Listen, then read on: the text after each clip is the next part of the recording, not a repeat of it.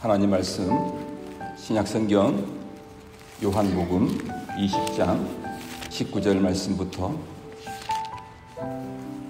23절까지 말씀입니다. 우리가 함께 읽도록 하겠습니다. 시작.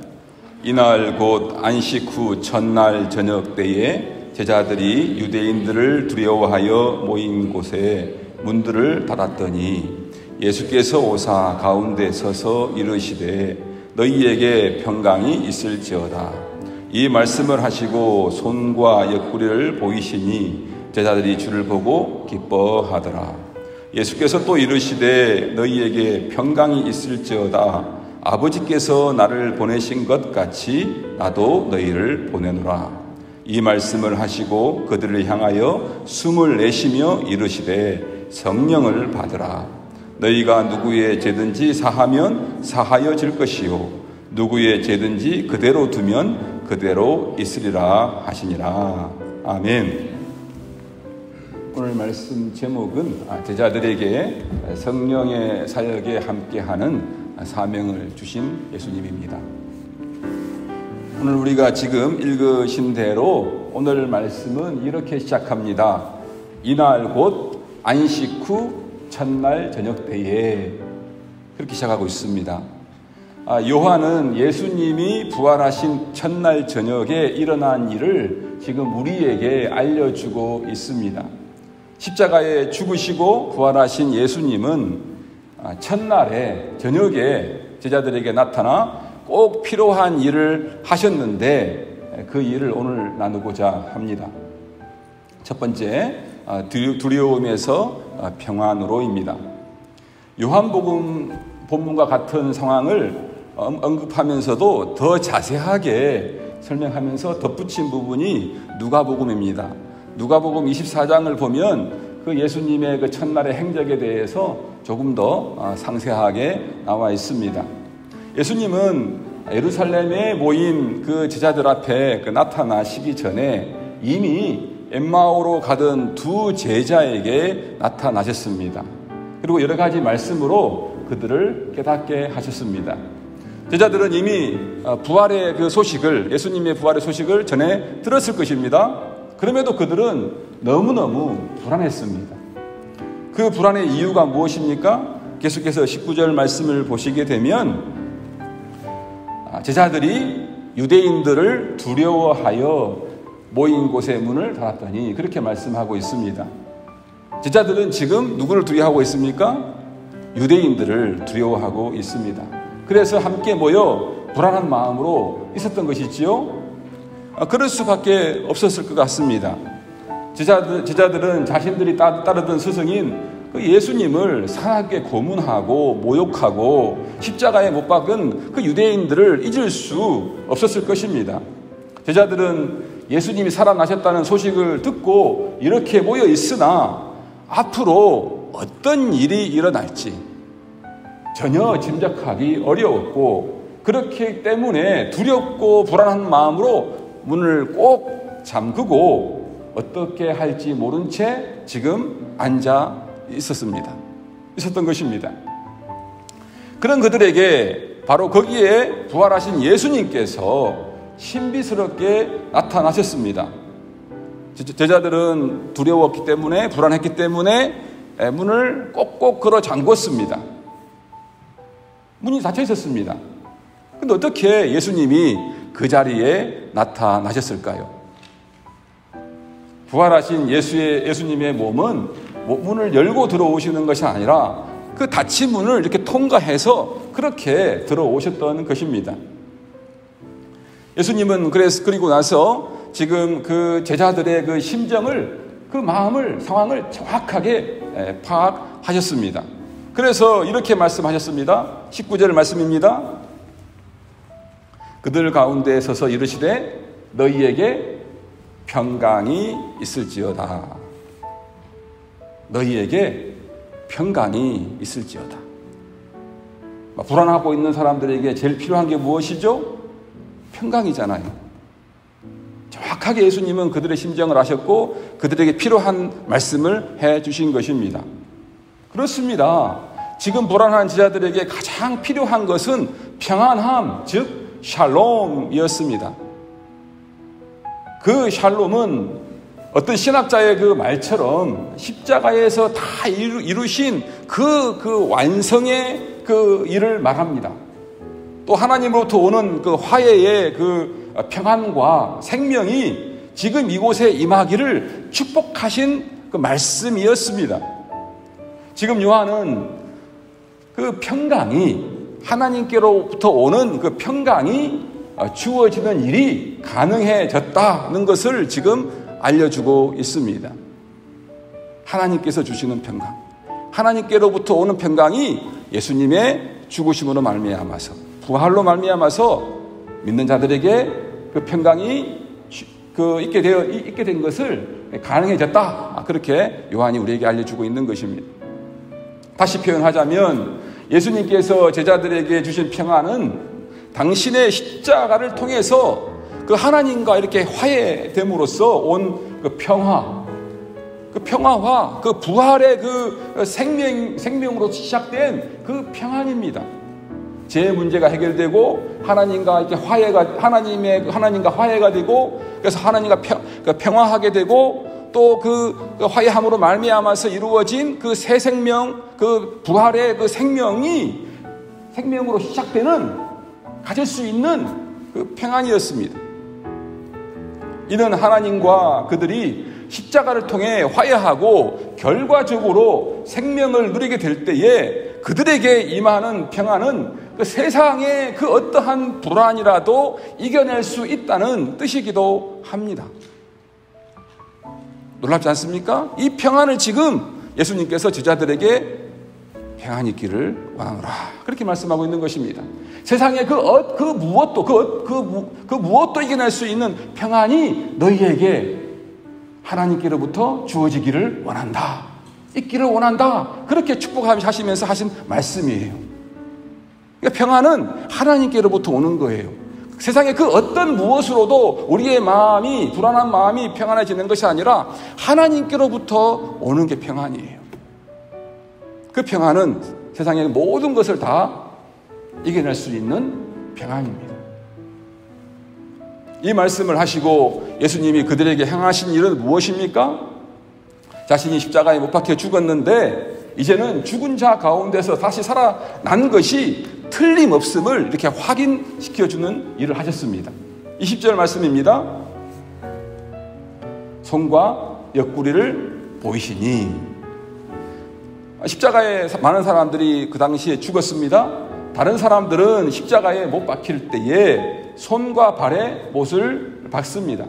그래서 그들이 살아났다 하더라도 누구나 자신의 손과 발을 보여줄 수 있겠지만 옆구리를 보여줄 수 있는 분은 오직 예수님 뿐입니다. 그 예수님이 그렇게 손과 이렇게 보여줄 뿐만 아니라 그것을, 그 부활을 이렇게 확실하게 보여주시기 위해서 아마 옷을 올리시고 막 이렇게 봐라 그렇게 하신 것 같아요. 옆구리에 있는 상처를 봐라, 찔린 상처를 봐라, 그렇게 보여주신 것이지요. 예수님은 자신의 몸 중에서 십자가에 못 박힌 손과 창으로 찔린 옆구리 상처를, 자국들을 그 제자들에게 보여주셨습니다. 그러자 두려움과 불안에 눌려 있었던 제자들, 불안과 두려움 때문에 문을 꼭꼭 걸어 잠그고 막 힘들었던, 어찌할 바를 몰랐던 그 마음의 상태에 있었던 제자들에게 놀라운 일이 일어났습니다. 20절 말씀입니다. 제자들이 주를 보고 기뻐하더라. 예수님인지 긴가민가 했던 것 같고요, 정말 잘 확실하게 못 믿었던 것 같아요. 근데 손에 못자국을 보여주고 옆구리에 자국을 보여주니까 이 제자들이 확실하게, 아, 주님이 죽으셨다가 살아나셨구나, 이 기적 같은 일이 일어났구나, 천지개벽하는 일이 일어났구나. 그래서 주님을 보면서 어떻게 했을까요? 그래서 살아나신 분이 죽었다 살아났으니까 너무너무 기뻤겠지요. 두려움과 불안 가운데 있었던 제자들이 갑자기 기뻐했습니다. 주님의 부활은 그들의 슬픔과 두려움과 불안을 뭘로 바꿨습니까? 기쁨으로 바꾸어 놓았습니다. 놀랍지 않습니까? 여러분의 삶에 두려움이 있습니까? 마음이 슬프십니까? 마음이 불안하십니까? 우리가 오늘날 시대가 스트레스 시대라 그러잖아요. 대부분의 스트레스의 70%, 80%가 대부분 다 불안해서 온다고 해요. 불안해서 스트레스가 오고, 스트레스가 와서 몸이 망가지고, 마음이 망가지고, 인생이 망가진다고 해요. 불안 때문에 우리가 스트레스가 있고, 우울증에 걸리고, 다 그렇게 하는 게 사실은 따지고 들어가 보면 근본적인 원인은 불안인 거예요. 불안이 우리의 인생을 망치는 거예요. 마음이 불안하십니까? 주님의 죽음이 우리의 죽음이 되었습니다. 주님의 살아나심이 우리의 살아나심이었습니다. 십자가에 달리사 우리를 위해 죽으시고 살아나사 우리의 부활이 되신 주님을 우리가 보아야 합니다.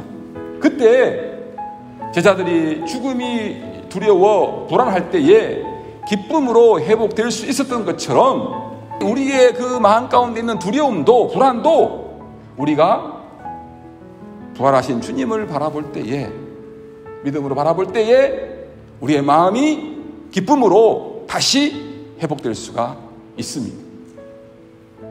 그리고 마음이 평안해집니다. 저는 지난 몇 개월간 우리 교회 식구들의 삶을 가능하면 기도하면서 살펴보고 때때로 그 교인들의 그 마음의 삶의 이야기를 들었습니다. 여러분들 가운데 많이 힘든 일이 많았었어요. 우리는 사실 우리 자신만 힘들 것 같지만 우리 교회 식구들 한 사람 한 사람 이야기를 들어보면, 가정들 이야기를 들어보면 참 몇 달 동안 어려운 가운데 지내시는 분들이 참 많습니다. 순간순간 어려움이 닥쳐왔고 그것 때문에 잠 못 이루는 그러한 교인들 가정이 여러 가정이었습니다. 참 마음이 불안한 상태에 있었습니다. 그분들이 불안해서 평안으로 회복되었던 방법이 있었습니다. 왜냐하면 몇 달 뒤에 들어보니까 목사님 진짜 마음이 불안했는데 참 평안한 마음으로 회복되었습니다. 그런 이야기를 제가 들었기 때문입니다. 그래서 들어보니까 불안한 마음에서 그 평안한 마음으로 회복되었던 그 방법이 뭐냐 그러면 모두가 다 어떤 분은 목사님 아침에 홀로 하나님께 나아갔어요. 나를 위해 십자가에 죽으신 예수님께, 나를 위해서 죽으시고 살아나신 그 부활하신 예수님께 감사하고 또 부활을 기뻐하며 나아가서 기도했어요. 기도했더니 이상하게 마음에 평안이 찾아왔습니다. 모두 다 그 대답을 이었어요. 다른 게 아니었어요. 교회, 저는 감사한 게 너무너무 감사했던 거예요. 우리 교회 식구들이 참으로 힘든 일을 만나고 불안한 마음이 있었을 때에 기도하는 분들이구나. 얼른 보기에는 잘 모르지만 진짜 이분들 기도하는 분들이구나. 새벽에 아침에 홀로 일어나가지고 무릎을 꿇고 기도했다는 거예요. 기도했더니 그 마음의 불안이 사라졌다는 거예요. 평안해졌다는 거예요. 그 말씀을 듣는데 제가 얼마나 위로가 됐는지 몰라요. 불안을 해결할 수 있는 길을 알고 있는 사람들이었고요. 또 불안을 평안으로 바꾸어낼 수 있는 그러한 사람들이었던 거예요. 기도를 통해서. 이 은혜가 우리 모두에게 함께 하시기를 바랍니다. 다른 걸로 불안의 마음이 해결되지 않습니다. 두 번째, 제자들을 세상으로 보내신 예수님입니다. 부활을 보고 기뻐하며 마음이 평안한 제자들에게 예수님은 명령하셨습니다. 21절 말씀입니다. 예수께서 또 이르시되 너희에게 평강이 있을지어다. 아버지께서 나를 보내신 것 같이 나도 너희를 보내노라. 다시 표현하자면 이제 여기에 머물러 있지 말고 문 걸어 잠그고 두려워서 떨고 있지 말고 이제 평안했으니까 너희들 평안을 가지고 이제 떠나라. 세상으로 이제 나아가라. 그렇게 지금 말씀하신 것입니다. 불안하면 문 밖을 나갈 수가 없죠. 그렇죠? 그러나 마음이 평안하면, 예수님을 기쁨이 있으면, 부활의 그 믿음이 있으면 이제 문을 열고 밖으로 나갈 수 있는 거 아니겠습니까? 예수님이 그렇게 말씀하시고 계시는 거예요. 이제 불안해가지고 너희들 이제는 여기 머물러 있지 말고 마음이 평안하지 않느냐? 이제는 문을 열고 나가라, 세상으로 나가라, 그렇게 말씀하고 있습니다. 부활하신 예수님이 제자들에게 제일 먼저 하신 일이 바로 이 일입니다. 평안을 주시고 그리고 파송하시는 것, 세상으로 나가라고 파송하는 이 일을 부활하신 첫날에 하신 중요한 일입니다. 아버지께서 예수님을 세상에 보내셨습니다. 예수님은 인간의 몸을 입고 이 세상에서 아버지께서 맡기신 일을 다 하셨습니다. 이제 맡기신 일을 다 마쳤기 때문에 부활의 몸으로 아버지께로 돌아가야 합니다. 아버지께 돌아가기 전에 당신의 일을 제자들에게 맡기고 그 일이 계속해서 세상에서 계속되어지게 해야 합니다. 그래서 제자들을 세상에 보내시는 것입니다. 예수님이 하시던 일을 계속해서 해야 되니까, 제자들을 통해서 해야 되니까 예수님이 제자들을 세상으로 보내시는 거예요. 이제 제자들도 세상으로 나아가서 하나님이 세상을 사랑하사 아들에게 인류의 죄를 대신 짊어지게 하여 십자가에 죽게 하셨다는 그 사실과 그 아들이 죄값을 다 지불하고 죽음에서 다시 살아나셨다는, 부활하셨다는 그 사실을 세상에 나가서 증거해야 합니다. 그 일을 하도록 나가라, 이제 나가라. 그렇게 예수님이 지금 사명을 주고 계시는 것입니다. 무엇을 해야 될지, 어떻게 해야 될지, 어떻게 살아야 될지 모르는 두려움 가운데 불안해 있는 그 제자들에게 이제 나가, 제발 좀 나가서 그 평안한 마음을 가지고 나의 죽음과 부활을 증거해라, 전해라. 새로운 인생의 방향, 새로운 인생의 목적, 어떻게 해야 되는지 예수님께서 말씀해 주신 것입니다.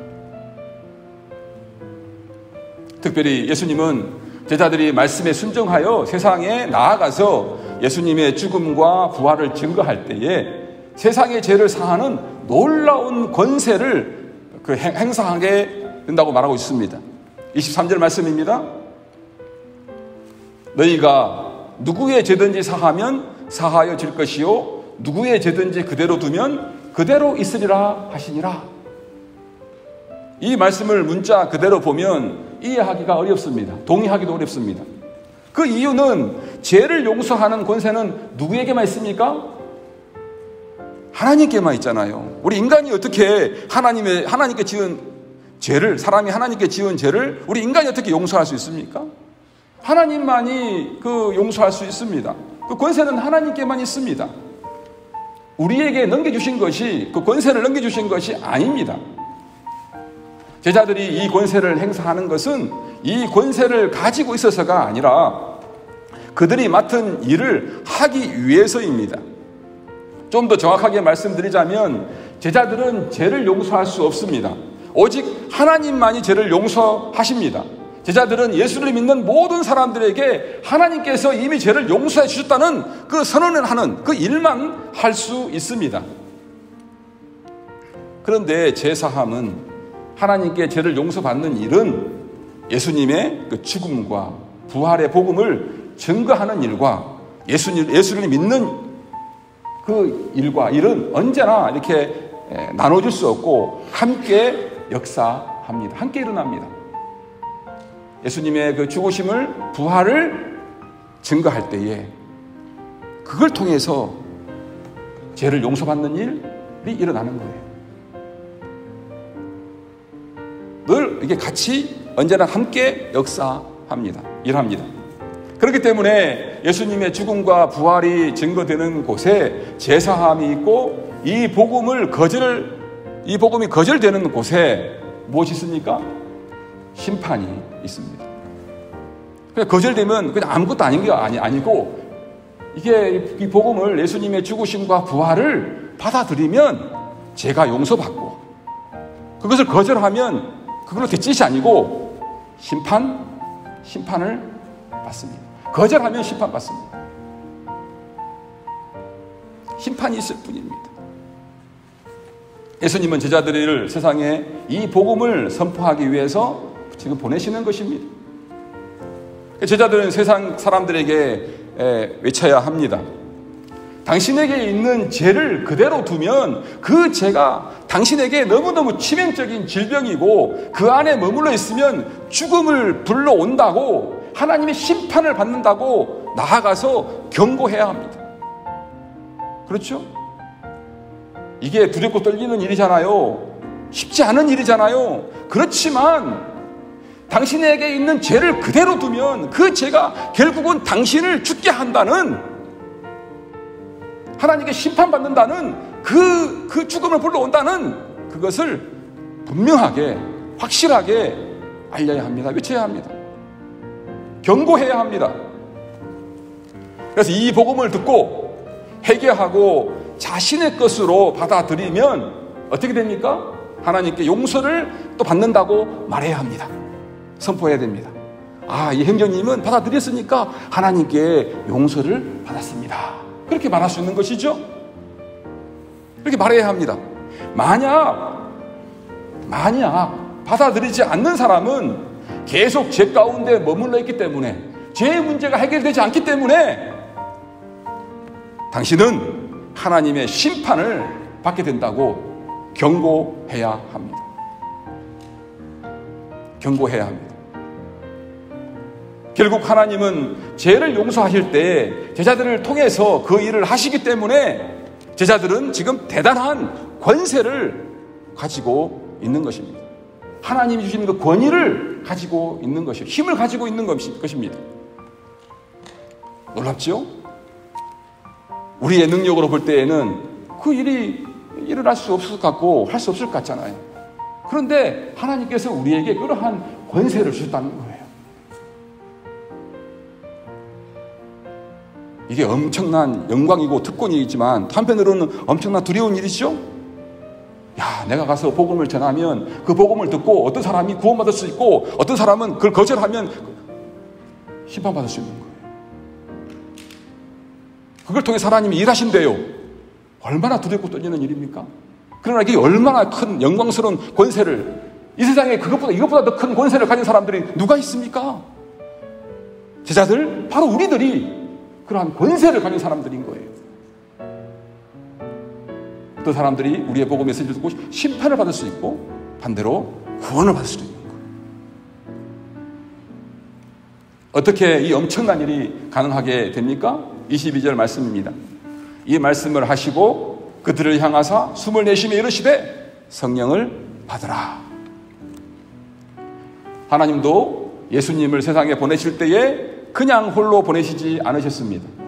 예수님이 성령으로 잉태되었다는 사실을 한번 생각해 보십시오. 예수님은 나면서부터 성령 충만한 분으로 이 세상에 사셨습니다. 태어나셔서 사셨습니다. 하나님 나라의 사역을 본격적으로 시작할 때 세례를 받으셨는데 그때 성령이 함께 하셨습니다. 주님이 귀신을 쫓아낼 때도 누구의 힘으로 했습니까?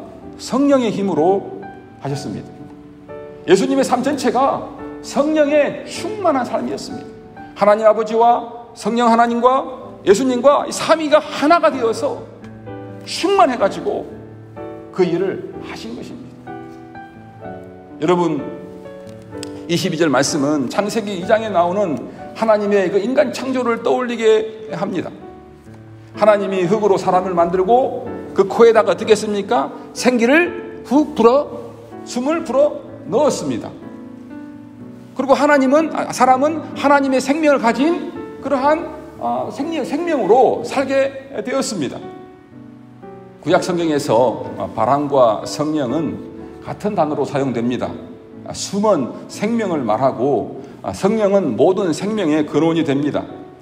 하나님은 인간을 창조하실 때에 그 숨을 불어넣으신 후 사람들을 보내어 그 창조 세계를 다스리게 했습니다. 그러나 인간의 그 죄 때문에 하나님의 그 계획에 그 문제가 발생했습니다. 이제 죽음에서 부활하신 예수님이 제자들에게 부활의 그 생명의 숨을 어떻게 하십니까? 불어넣으시고 성령이 함께 하도록 하셨습니다. 그래서 온 세상에 새로운 생명을 주시고 새로운 백성을 만들어내시는 그 성령의 사역에, 세상에 새로운 생명을 주시고 새로운 백성을 만들어내시는 그 성령의 사역에 제자들이 그 동참하고 또 의지해서 그 성령의 그 능력에 힘입어서 세상의 죄를 사하는 놀라운 권세를 행사하게 하셨습니다. 그냥 보내시는 게 아니고 성령과 함께 성령을 따라서 성령의 일에 동참하도록 제자들을 보내신 것입니다. 그러니까 우리가 우리 자신의 일을 하는 것이 아니고 우리가 성령이 일하심을 보고 깨달아서 성령의 일하심에 우리가 동참하는 거예요. 그 일을 감당하는 거예요. 요한은 부활하신 예수님이 하늘에 오르신 이후 성령의 사역에 제자들이 의지해야 함을 강조하고 있습니다.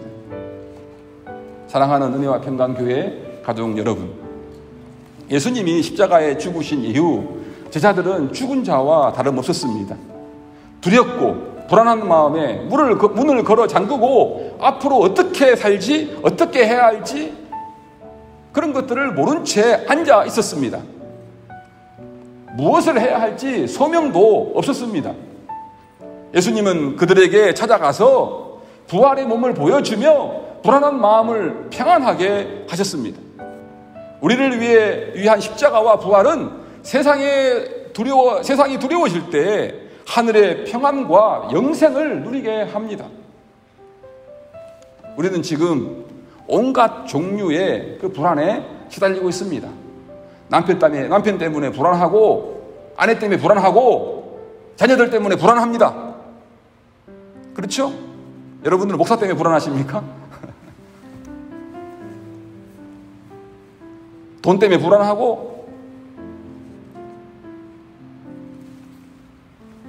불안한 것들이 너무 많습니다. 우리를 불안하게 하는 것들이 너무너무 많습니다. 온갖 종류의 불안에 시달리면서 우리가 살아가고 있습니다.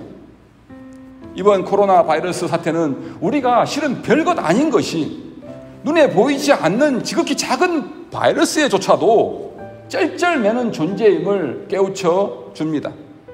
그럼에도 우리를 향하신 주님의 명령은 여전히 지금도 유효합니다.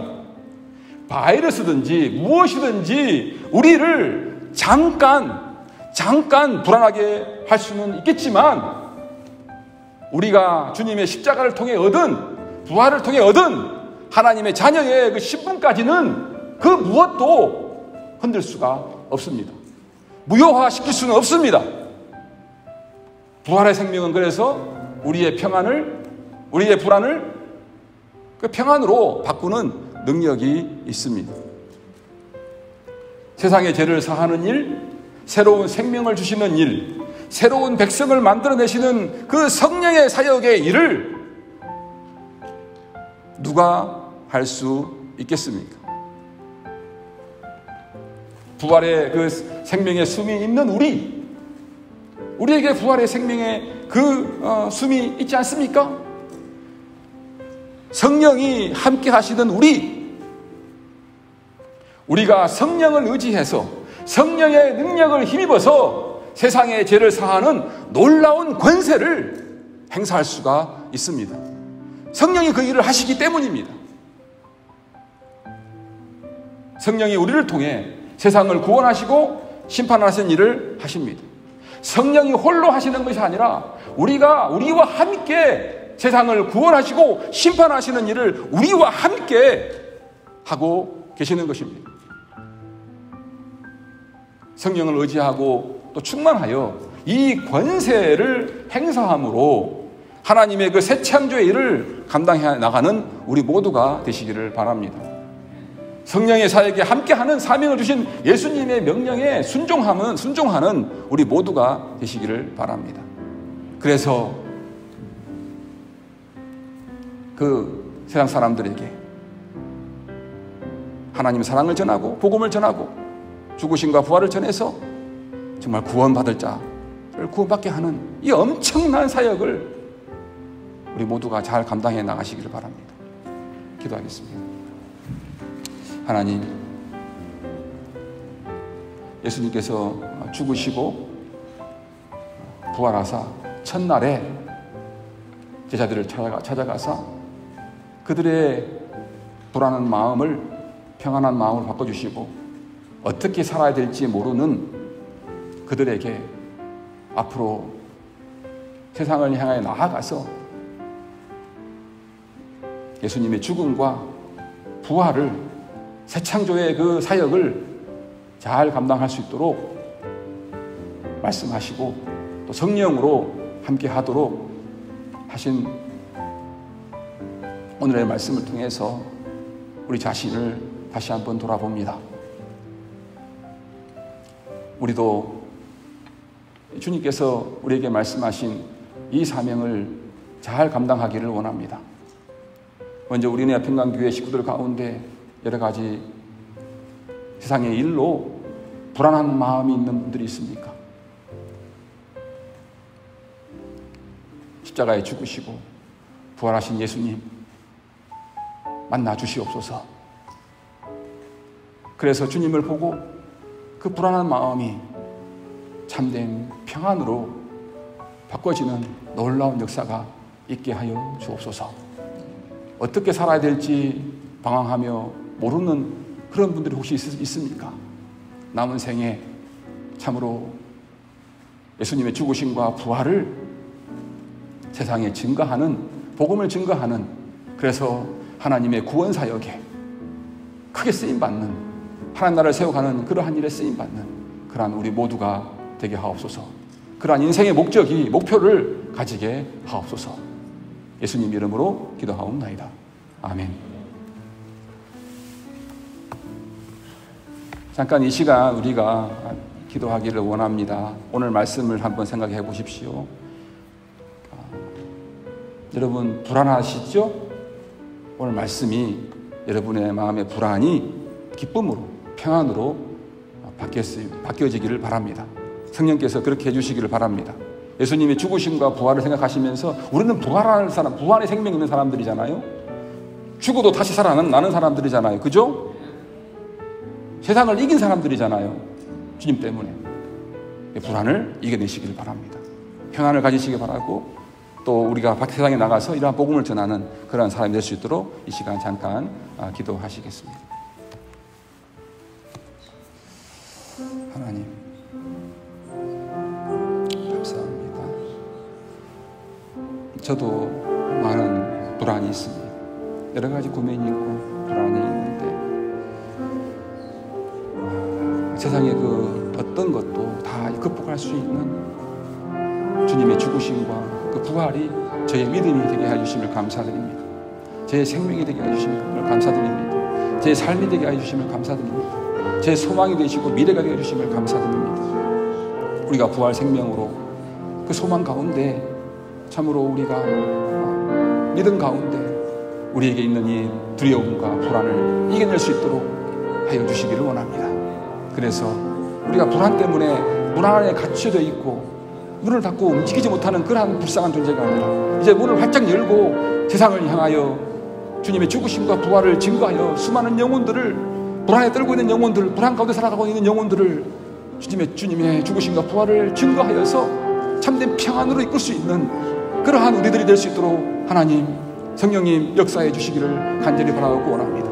우리를 사용하여 주시옵소서. 우리를 통해서 그러한 일을 감당케 하옵소서. 세상에 평안을 전하는, 평안을 끼치는 그러한 우리가 되게, 우리의 사역이 되게, 우리 삶이 되게 하여 주시옵소서.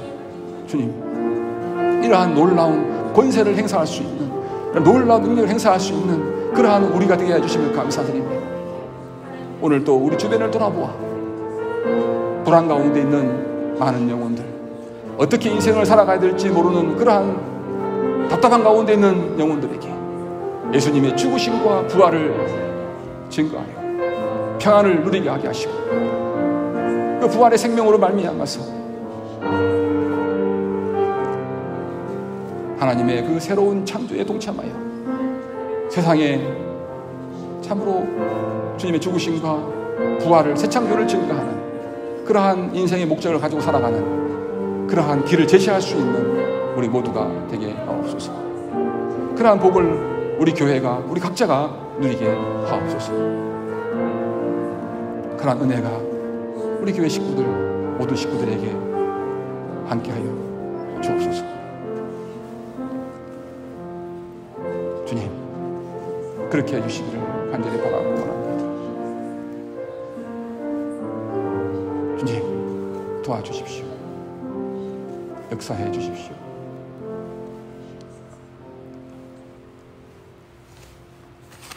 찬송가 497장 함께 부르신 후에 축도로 예배 마치겠습니다. 497장입니다. 주 예수 넓은 사랑.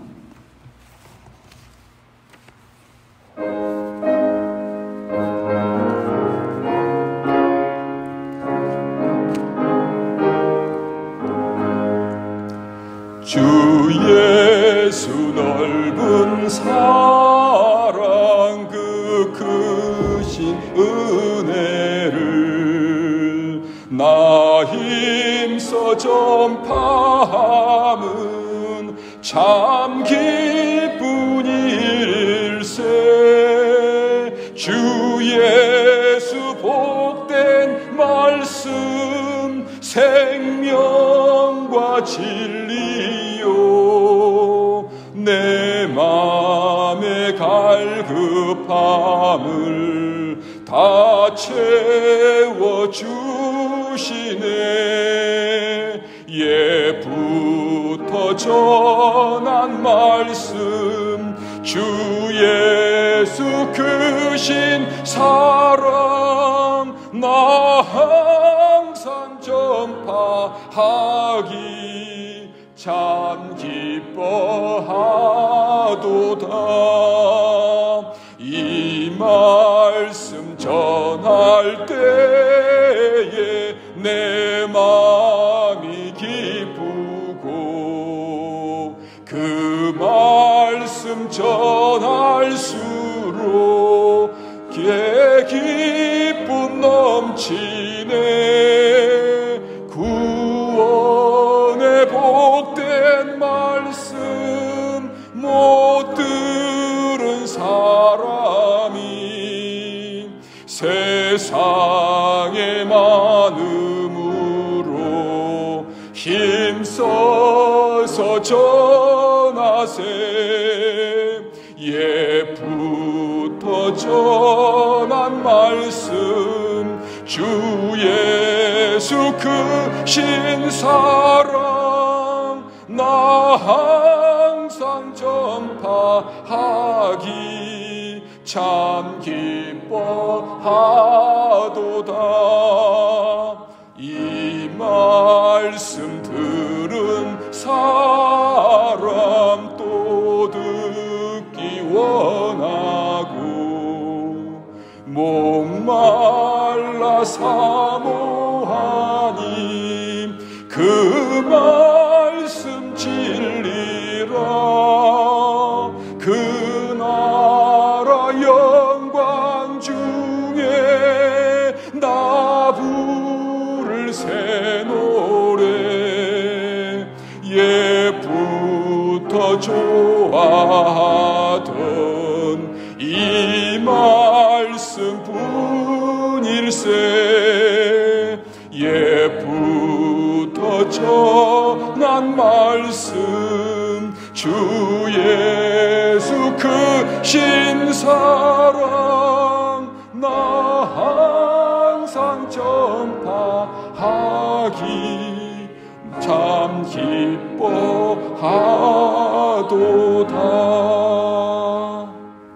아멘. 이제는 우리 구주 예수 그리스도의 은혜와 하나님 아버지의 그 크신 사랑하심과 성령님의 감화 감동 교통 역사하심, 오늘 주일 예배에 나와 하나님의 말씀을 듣고 성령께서 이 세상 가운데 새로운 생명을 주시고 새 창조의 그 사역을 해 나가시는 그 일을 바라보고 그것을 의지하고 그것을 함께 동참하여 나가기로 결단하고 다짐하는 우리 은혜 평강교회 모든 식구들 위해 이제부터 영원토록 함께 있을지어다. 아멘.